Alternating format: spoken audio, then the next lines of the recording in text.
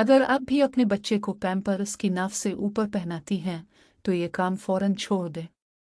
छोटे बच्चों की अक्सर माएँ उन्हें डायपर पहनाने में गलती कर देती हैं जो इन्हें अमूमन मालूम नहीं होती, जिसकी वजह से बच्चा परेशान हो जाता है और पूरा वक्त रोता रहता है।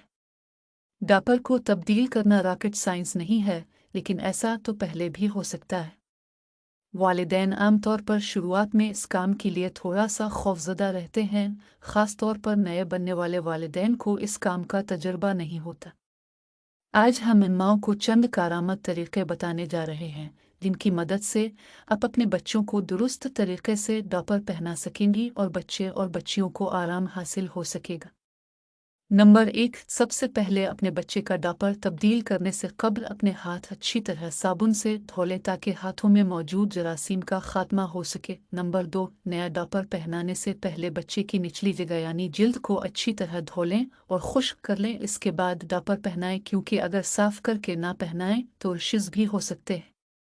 नंबर 3, अपने बच्चे को हमेशा डायपर नाफ से नीचे पहनाएं, क्योंकि इससे बच्चा आरामदेह महसूस करेगा और उसको पेट दर्द की शिकायत भी में होगी।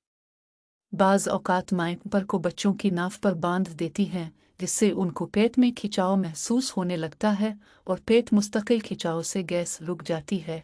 यूँ बच्चा तकलीफ से दो चार होता है।